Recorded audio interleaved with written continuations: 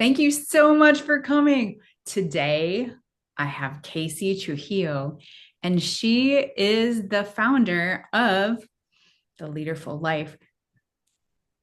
I have just met her, and she is the most amazing, fun, exciting person. You are going to be so excited about this podcast. So, tell me a little bit about you, Casey. What got you into this leadership um, possibility? Leadership possibility. Well, I've been in leadership for 25 plus years in one capacity or another, training big teams, small teams, and leading folks in different industries. And what I came to discover is so many more people have so much self-doubt and lack of guidance, really. I think a lot of us are launched into leadership and we're like, okay, my first journey into leadership, I got the position under a little bit of duress. Everyone on the team wasn't fully aligned. Got the job, and it was like, here's your desk, here's your list of staff. Good luck. And there was not a lot of mentorship, there was not a lot of guidance, and that was kind of the extent of the leadership support. Like, here's your job description, go do the thing. And then we go about our lives and we start building a resume, and people think that we know what the heck we are freaking doing. And then we don't ask. And we don't ask for support, and it feels weird to ask for support. I think in lots of facets of our lives that we think everyone else has gotten the fancy instruction manual about how to have a healthy relationship, how to be a good parent, how to be a good community member. Like, people just intuit these things. And I think most of us like do a pretty decent job, but then there's ways that we have gaps and get in our own way. And so I recognize in reflecting back, there are ways that I have just um, developed systems and strategies to help myself up level without necessarily knowing it. And what I realized is that was self leadership. That even as a kid, I remember at one point in like third or fourth grade, I was walking duck footed, like where your feet point out on the way to school. And I thought, I don't think it's supposed to be like that. Like, I don't think that's okay. I didn't tell a parent, I didn't tell a teacher, like, what's wrong with my feet. I just started my own physical therapy regimen. I started correcting my feet. And I'm like, that's self leadership, like becoming aware, becoming accountable, and then taking new action on what we want to create. And I just am excited about helping people in all facets of life develop those kinds of skills and confidence and create lives that they love more. Girl, that is so important because Yeah. you're right. A lot of us are just floundering around trying to be human, and we're like, what the heck is this place? And what are we doing here? Um, so that would be fabulous to know. So I would love that. Yeah, right? So do you teach it in schools, or how young do you teach kids? Because this should be taught in schools, I think. Yeah, I mean, it should be taught in school, right? I work mostly with adults these days. I did work with adolescents for a long time, and really love doing that as well. And then I realized that the older and older people that I worked with, I'm like, oh, adults really want these tools too. They really want strategies. Everyone wants strategies about how to run our lives better, how to run our relationships better, to get better results. And so I just think when we become our own good leaders, then we lead in the other facets of our lives better. We create more reciprocity and balance. When I'm leading myself well, I lead my staff better. I lead in my community better. I lead in my family better. And so everything gets easier, because if I'm leading my team well, then my life gets easier too. And Right. people talk about a lot about work-life balance. And I think that happens when we start with ourselves and then we lead our other people well. So primarily, I am doing public speaking events at leadership conferences and other conferences for industry specific organizations. And I also do one-on-one coaching for leaders and executives that want to up level their skills, and individuals who are not in leadership positions and they want to up level themselves. And then I do corporate trainings, and I go into organization and help teams and whole leadership folks become better at navigating change, at becoming leaderful, at creating really healthy and courageous conversations with each other.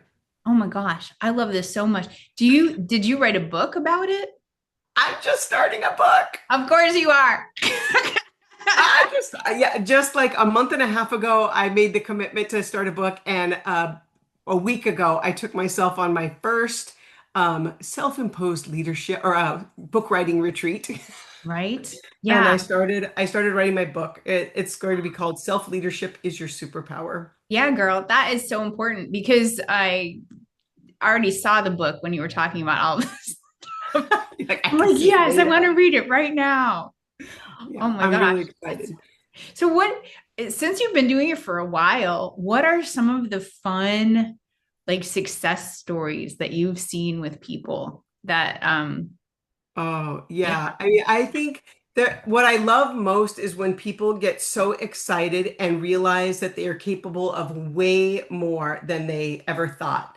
On our first conversation, I remember one woman that I worked with, I asked her like, "Hey, someday do you want the director's job?" And she was a couple layers away. She's like, "Oh my God, like I can't even imagine that that would even be possible." And she was scared to even speak in a staff meeting of like eight, and then a couple of years later, she is a community leader. She's on several boards of directors. She is in a accelerating leadership position well above where she started, and she just like blows her own mind. That is my favorite thing, is when people blow their own mind about what they're capable of and capable of creating. It's so good.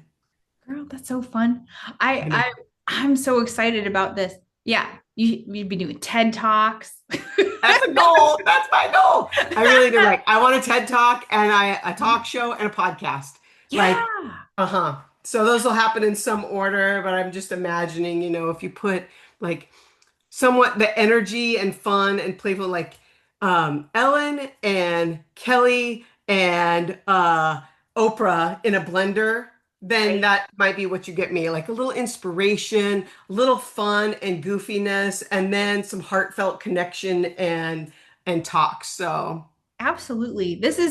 It's so important for everyone. Everyone needs this. Everyone around the world needs this for sure. agreed. For Well, I think sure. this is how we really truly create healthier communities, right? Because if I'm leading myself well, then I'm not acting out in weird ways in and taking out my frustrations or aggressions. I'm not having to blame other people, because then accountability feels really clean for me. I'm Right. just like, oh, that's my messy stuff. Like I can own that. I could set better boundaries. I'm not saying yes when I don't mean it. I'm not setting weird goals because I feel like societal pressures about my body or whatever. It's like, oh, do I want to lose weight? Do I want to run a marathon? I'm not being pressured to do it. I'm really choosing on purpose whether or not I want to put in the effort to achieve the thing. And then we choose better. Right. When we choose better, then we create healthier ecosystems. I'm leading myself well. I'm taking care of my own health and well-being. I'm supporting my teams and uplifting them and growing them so that they have increasing levels of awareness and responsibility and connection with each other, are courageous enough to be honest with each other. And then we all get healthier because we're growing each other. We're communicating in really thoughtful ways. Right. What are some of the tools that you can share that people might be able to learn and do at home to Oh, yeah. access that? Okay, one of my favorite tools is the good reason game. Hmm. So when you are frustrated or judging someone for what they're doing or irritated at a situation, you could play the good reason game. And what you could do is ask yourself, what could be the good reason that is happening? I'll give you an example. I was driving a friend home after a hysterectomy many years ago, and if for anyone who's had one, they know it's incredibly, incredibly painful. Like every tiny bump in the road is excruciating. So I am driving her. She's got a pillow on her stomach. I'm driving her like we had to cross railroad tracks, and I'm going so slow over these railroad tracks. And someone zooms past me, right? Well, I will tell you, I have been the zoom pastor. I have been the person who's like, what in the heck is freaking wrong with you? Why are you driving that slow? Railroad tracks are not that big of a deal. Zoom, I got somewhere to go by. So now I think about like when I see someone driving in a way that I don't comprehend, what could be the good reason? Maybe they just spilled coffee in their lap. Maybe they have someone in pain in the car. Maybe they just got really bad news and they're super distracted. But then it gets me out of my own attachment to that person's an idiot or that person is so self-centered or whatever the story is. And we could do that for lots of scenarios, right? Like, why is that person counting out change for, it's taking an hour. That lady shouldn't have brought 40 pennies to pay for her groceries. Or like, what could be the good reason? Maybe she really truly scraped together those pennies. It's not that she's just being frugal and counting out her pennies. Maybe she really truly, that's how she's paying for her groceries today. But when we play the good reason game, we get unattached to our judgment and we start thinking about, like, oh, have I ever been in a situation like that? Or what could I imagine could be a decent reason for that circumstance? And it really takes a lot of heat out of it. Yeah, I love that. I love that Thanks. so much. Yeah. I like that one a lot too. I remember when I was young, in my 20s, I remember getting frustrated at people. And then somebody said, see everyone as 3 years old or 5 years old. And so Yeah. the people that I was really frustrated with, I would be like, oh, well, you're just little. So it's okay. Like, you can't be mad at a 3 year old or a 5 year old. And Right. it's good to have those tools for dealing with people who may not be as nice as you would like them to be. Absolutely. I love that one too. I'm always thinking about, like, I wonder what they looked like as an elementary school kid, or I wonder what they looked like as a baby. And it really does help develop some compassion because it helps us get unattached to whatever judgments or stories that we're telling that we don't even know. Because everyone has, from any perspective, has a different version of that story. I love that. So that would kind of dovetail into, so what are your tips and tricks for people who need a different story about themselves? Maybe they don't see themselves as a leader and they have a story about who they are and how much capacity they Mhm. have. What's a tip for people who maybe want to see themselves as a leader in a different way? Yeah, that's such a great question because I think often we are taking inventory of our deficits. Mhm. Like we have this long list of the ways that we don't measure up or the failures that we have, and we kind of pack those stories around. Even though they're invisible to other people, we're packing them around and telling ourselves about them over and over again. Oddly enough, I think humans are the only creature that like continue to punish themselves for past behaviors or punish others for past behaviors. Like the lion mom, she might like swat the cub away from something, but the next day she's like, do you remember yesterday how you were eating that meat when you weren't supposed to? So I would say one is give yourself a fresh start. Like that is an easy way to think about, like, oh, I can have a fresh start. Every leader started from somewhere.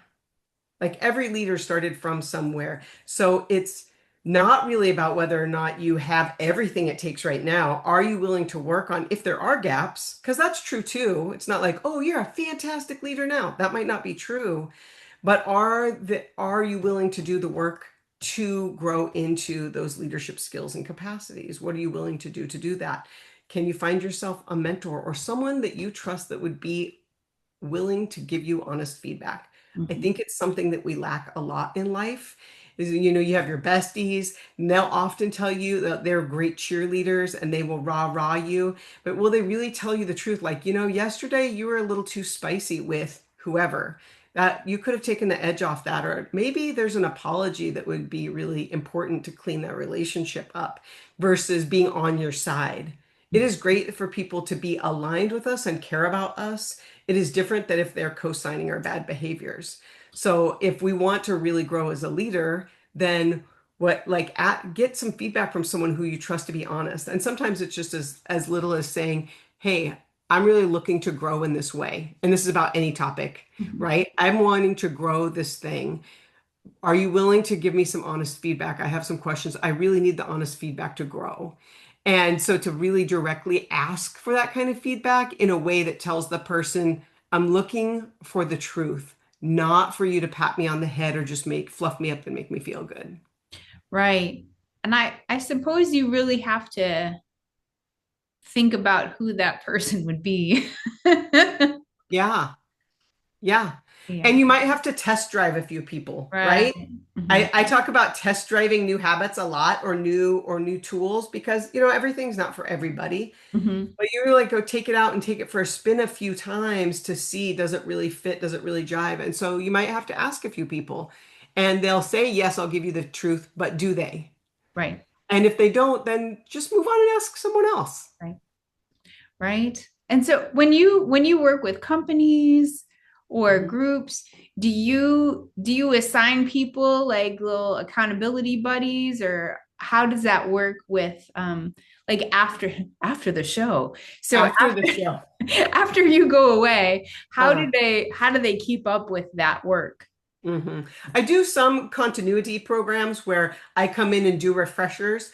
I also do encourage people to get learning buddies, like to find someone that is willing to be all in with them. I don't typically assign them. Right. They'll have assignments like while we're in session, they will have assignments of people to work together. And then I remind them, everybody here now knows this tool, Right. right? Like everybody here is a potential learning buddy that's willing to do, that could be doing accountability with you, not necessarily willing, but could do accountability with you. They know the talk, they know the language, they know the tool. And I do encourage them. I'm always with tools, future pacing people, and having them imagine this into their future, so that it's not just like, oh, we get hyped up one day and then we go away. Right. That doesn't create transformation. We've got to look at how we're going to really embed these behaviors or habits in our lives. So I think a learning buddy is like one of the best ways to do that. That's so cool. So, is it to really visualize what it looks like in your life? Is it like a meditation or affirmations, or how does that work for people to incorporate it into their everyday life? Well, one of the things I like to think about, if or to support people with when they're thinking about building in like a protocol around self-leadership, Mhm. is to have a morning and evening routine and to embed the behaviors that are really helpful to them. So I use a Clever Fox plant planner, and I swear to God, they owe me so much money because so many people have now adopted this planner. It's not a daily planner so much as it is a goal planner. So there's habit tracking, and I've modified some of the guts of it so that it works for me. So I do morning meditation, I do some writing and reading reflection, I check through my habits. I write some power thoughts for the day of ways I'm going to remind myself of what's really most important and most intentional for me about the day. And then I have things that I do throughout the day, even little things that we can steal from, say, like process improvement strategies, like water. Like right now, I've kind of fell off the wagon on drinking enough water. And then I've transitioned to at home work all the time instead of office work. And so I've got two little jars with 8 wine corks. And every time I fill my glass, I move a wine cork from one jar to the other. So I know how many glasses I've actually had in a day. Because I'll think, oh, I've done pretty good at water today. But like, did I? I don't think I did. And I don't really know because it kind of just skips my mind. So how do we keep track of the things that are actually important to us? And I think that that's what self-leadership is like. Any good leader has strategic plans, they have tracking mechanisms. And so how do we bring those tools into our daily life and leverage them to support us in creating whatever it is that we're wanting? I'm in. I just created a spreadsheet this morning for my supplements because sometimes I don't remember, like, did I take them? I think I did. Yeah. But And it's so when do important. you mark them off? Do you like go to your spreadsheet? Did you print it, or how are you using it? It was it was just this morning and it's still on the computer, so it's on the way. But I'm doing this parasite protocol. So there's a lot of like Oh, different things. So I'm parts like, to it. oh, too many things. But that's important. It's important. I said I need a checklist to be able to check off. Morning, I did it. Afternoon, I did it. Yeah, Evening, I did it. Because that's if so I good. don't, there's so many, and I think we're in a world right now where there's so many things to think about that you have Absolutely. to write it down. So how do we make it present? I call that gold stars for grown-ups. I We love need it. star charts for kids. And so like And because you can make it fun, you could make it colorful, you could make it powerful in whatever way that helps compel and motivate you. And even just the mark, like that gives you a little dopamine hit because there's a completion. Like, yep, I did that. Yep, I did that. Yeah. That's Yeah. so good. That's so good. Um, oh, so how do you use this in relationships? So if you, because I know business, you can't, businesses and relationships, even friendships or romantic relationships are different than if you're in a Sure. business. How do they Yeah. translate into like your regular relationships? Yeah, that's it's such an important question. I work with leaders all the time, just like, oh, I'm more careful and thoughtful here at work about how I communicate than I am at home, Right. which happens a lot, right? We get really loose with the people who are closest with us. We feel like we can kind of unload a little bit more often, folks do. And I think just working on, not just, I think that what is really pivotal for people is when they are willing to be honest with the people in their lives and super accountable. We often will avoid an uncomfortable conversation because we don't want to like mess up the day. Like whether someone's in a good mood or a bad mood, right? So you're waiting to talk to your partner. They come home and you're like, oh, looks like they're in a bad mood today. Today's not the day. Right. They come home from work and they're in a good mood. Ooh, they're in a good mood. Today's not the day. And it's just like, then there's never the good day. And we take that short term easy out of not having that important conversation. It could even be small and it's important and we avoid it. And then what happens is that those things grow and they're cumulative. It's like mold on bread, right? It just starts taking over the whole thing. And so when we are courageous enough and accountable enough to have those conversations, we start healing the relationship because it builds trust. I'm not wondering if you're withholding things from me, and you're not wondering if I'm withholding things from you because we are being honest and cleaning things up. If there's something weird that happens or off-putting, I come back quick and I'm like, hey, I want to talk to you about this. Yeah, I heard the words that came out of my mouth and I don't like how it sounded. I apologize for talking to you like that. You didn't deserve that. I'm going to work on catching myself sooner. Things like that. So that we're highly accountable, that we're courageous in having the communications, and we clean things up as quickly as possible after they happen Yeah. versus sitting on them for a long time. Those would be a couple of the what I would offer as quick takeaways that folks could be using. And there's a whole protocol around the language and some of the ways to go towards those courageous conversations. Right. So when you're talking about that, I'm thinking that could be a good tool for self accountability too, like speaking to yourself about, well, you didn't get this done, but that's okay because we're gonna do these things. What Yeah. I'm not the accountability leader, so I don't have the words for it, but you do. So tell us about it. Yeah, well, self-talk is a big deal, right? And I think what I've noticed is that people often swing hard one way or the other. We're either super critical or super permissive. And we kind of swing violently from one side to the other versus finding some way, some balance in the middle where I am both accountable and have grace with myself. Like, wow, that's not really how it sounds in my head when I'm being really kind and accountable to myself is that wasn't the best choice for today. How do I want to plan better for tomorrow? Or I understand why I did that, and that's not how I want to keep doing it. What now? What? Okay, so I like one of my favorites. So what now? What? So like, okay, so I did it. Now what am I going to do? And accountability is all about new behavior, Right. not new words. New words is not accountability.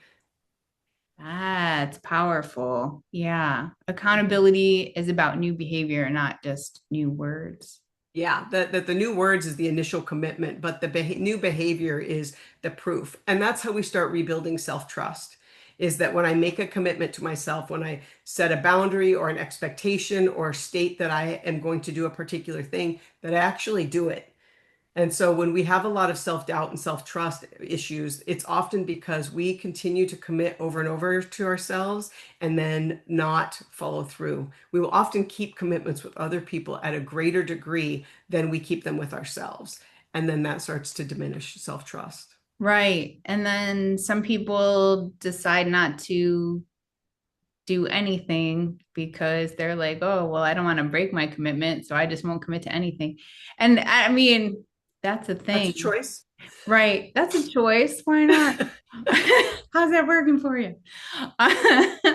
So how do you keep that momentum going, like from someone who maybe they have made commitments to themselves and haven't followed through with what they Mhm. say?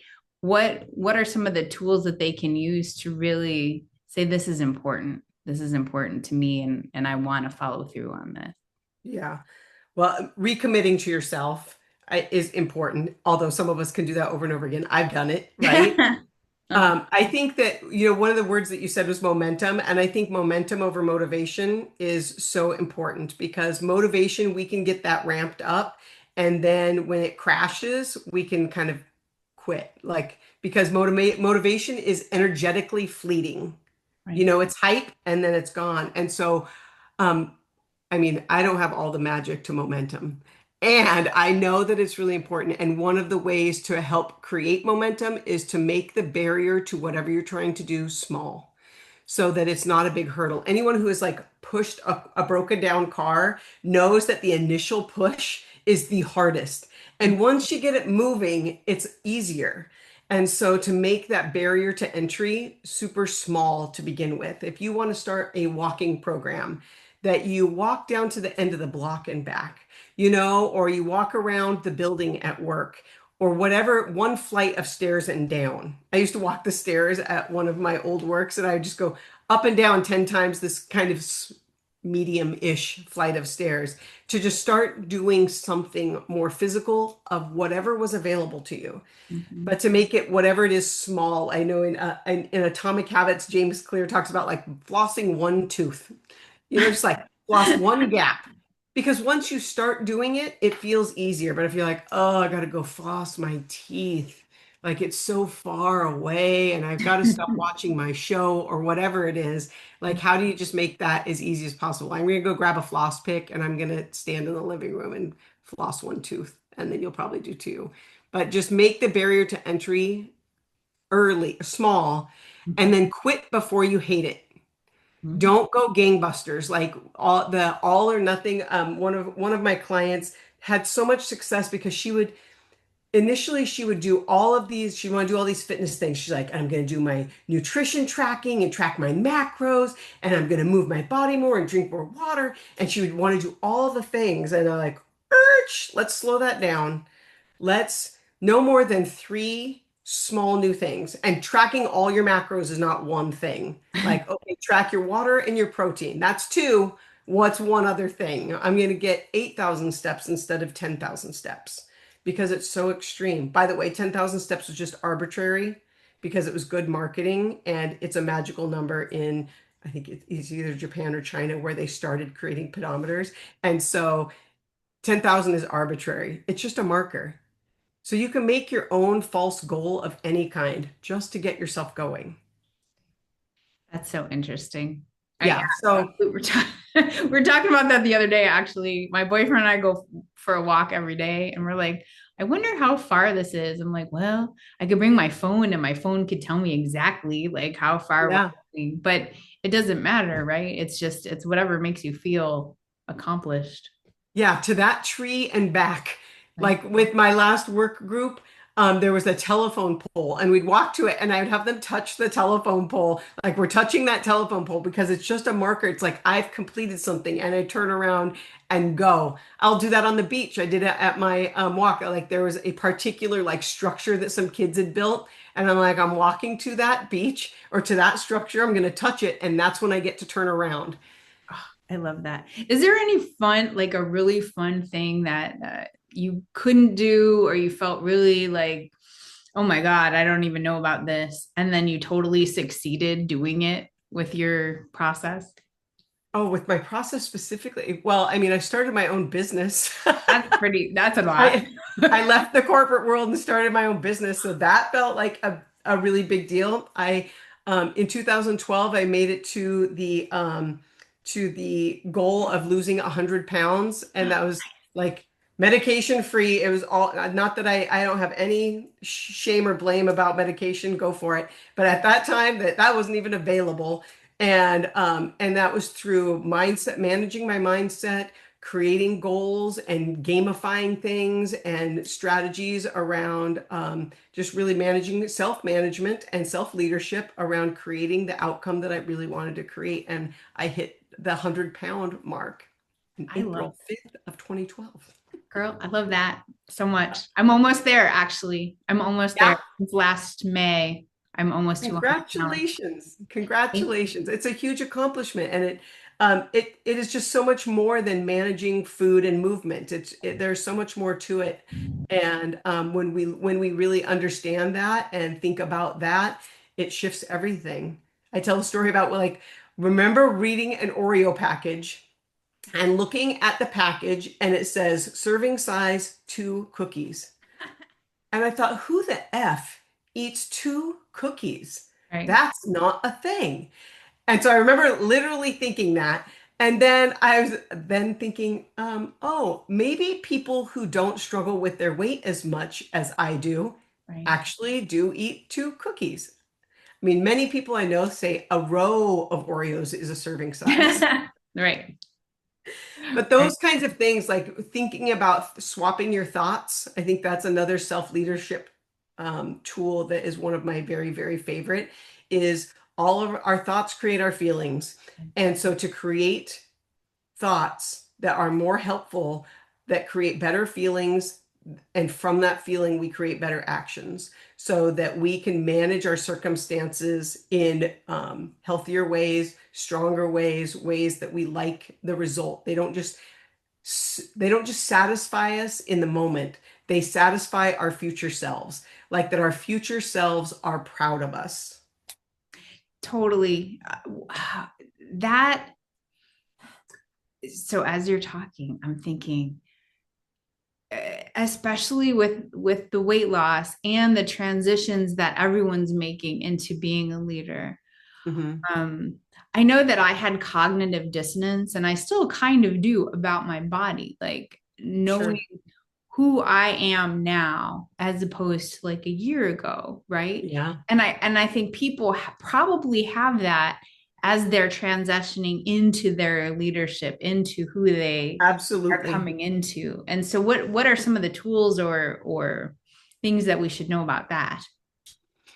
Well, I think we're always coming to know ourselves more. So, reminding ourselves of what we have inside of us, what skills and tools and assets we have, what we did to grow ourselves to that place. Right, Like, oh, even just telling yourself, I don't have to know everything, I can figure it out. right. People come to you, as a staff member might come to you and be like, hey, I expect you to have all the answers. Like, well, I don't have all the answers, and I'm willing to work it out and figure it out or think about it and resource it. And I think the same thing is true. Like, if we come up to a situation that we're not used to in our body, like, can I trust my body to do this thing? How do I feel about my body in this circumstance? Like, how do I want to dress? And it's kind of like, how do I want to show up as a leader? Like, we're always presenting ourselves, like, how do I want to present myself? What is this about me? And how do I want to relate to it? Right. And so I think just asking, not just, I think asking ourselves the question is a great starting place, Joanna. Like, to be like, oh, how do I feel about my body? How do I want to talk about it? How do I want to relate to it when people ask me the question or give me a compliment? Mm-hmm. How do I want to feel when they say that? Like, people often mispronounce my name. They will say Cassie instead of Casey. And I know people who get very upset when their name is mispronounced. Mm. And for me, it's no big deal. It's just, I understand that phonetically it looks funny. It has 2 S's. It's spelled wrong, right? I always tell people my mom was not hooked on phonics. It's spelled in a non-phonetic way. And so it's easy to mistake. So I just make a joke out of it. I'm playful with it. because I like joy, I like happiness, I like feeling light and being playful with people. So that's how I choose to relate to it when people mispronounce my name. Mhm. Other people get very upset. Some, not all people, but some people get very upset when their name is mispronounced. They're frustrated, they're irritated. So they have a thought that's causing that frustration and irritation. Often they don't realize they're choosing frustration and irritation. It's about all kinds of stuff, right? Like, so the same thing could be true when people compliment you or say that you look really healthy or you look so good. You could, like, some people get frustrated, like, why are you so fixated on my body? Why, why are you talking about it like that? What, I didn't look good before? Or I'm tired of people commenting on my body. Things like that. All of those are options. You could also be like, thank you so much. I'm really proud of what I've created. I've worked really hard to feel this strong and be this fit. And so we have so many options when people approach us about anything. And I think that kind of mental flexibility creates calm confidence inside of us. When I know that I get to choose, really, truly choose, nobody makes me feel anything. And I know that could be an overused statement. It's really true. And we can think we're very entitled to a certain feeling, like someone dies is the extreme example, right? Even in that death, people have all different kinds of feelings about it, and all of them are perfectly valid. You've Right. just got to decide if you want to keep that particular feeling long term, Right. like grief or gratitude or sorrow or hatred or any of those things, and just knowing, oh, and it's not to trick ourselves out of the thought or out of the feeling. I don't want to advocate that we're emotionally manipulating ourselves, Right. just that we have flexibility about it and that we can decide or at least be compassionate about. I understand why I'm feeling grief, or I understand why I'm feeling anger. I get that the way that I'm thinking about it gets me there and I'm okay with it right now. Yeah. Yeah. Grief is a weird one. When my mom passed, well, that was super grievy. When my grandma passed, I felt ecstatically joyous for her because she was in heaven, and I also Yeah. felt grief. And I felt them at the same time. And I had heard people say, you can hold two emotions at the same time, but it didn't make sense to me until that moment. And I was like, Mhm. oh, right. Okay. here's Here's that. here's Because that. you have a lot of thoughts about the situation, right? Like especially if people have been suffering in their body before death, just like knowing, oh, I'm so like relieved for them. I'm happy that they're at peace and they're no longer suffering and struggling. Could also very be sad about the loss. I always talk about that as like you have a casserole of emotions, right? There's a lot of stuff in there because we're having a lot of thoughts. There's so many pieces of that experience that are true. The emotional buffet. Uh-huh. So it's all mixed up in one little pan. Right? Oh man. Yeah. Yeah. And being a human can be tricky sometimes, but it's fun to have these tools that we can navigate our way through in an easier Absolutely. way. And different tools for different circumstances and what's going on in our life, that we can pull on those or find ones that are favorites that are really a go-to and support us with whatever we kind of struggle with most. It's easy to relapse to some of our old stuff. Be like, oh, I caught you, Casey. Like, I see you. I will talk to myself like that. I see what you're up to. You better like, let's rein that in, girl.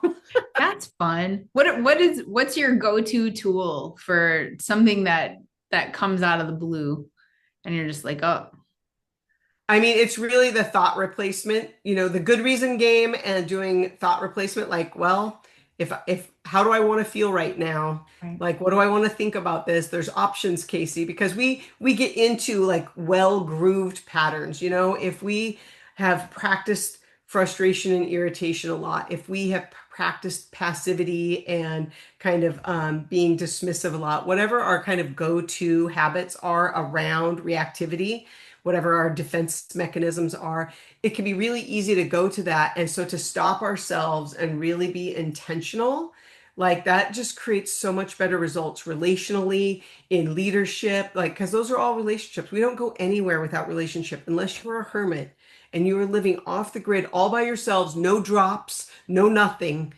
then you are in relationship all over the place. I've got neighbors, I've got coworkers, I've got, all kinds of stuff. And so managing my relationship with ourselves, I think a leader's toxic trait is expecting our team to grow and not ourselves. And I think that that's how it looks in relationship too. Like we expect everyone else in our community or our family or our neighborhood to get better, but not me. I'm fine, but you all should get better.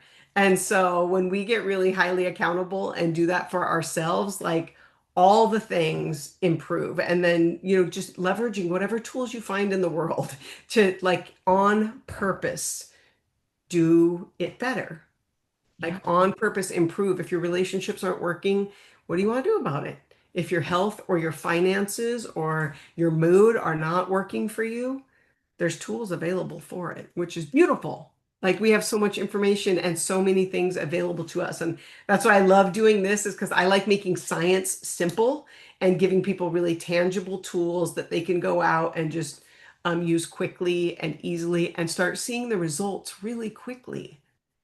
Oh, I'm so excited about this. So everyone's going to want sessions with you. And so how do you offer sessions or groups, or do you have online? Tell us Mhm. how we can access you in the world and get all these tools. Sure. Thank you for asking. I have a website, theleaderfullife.com.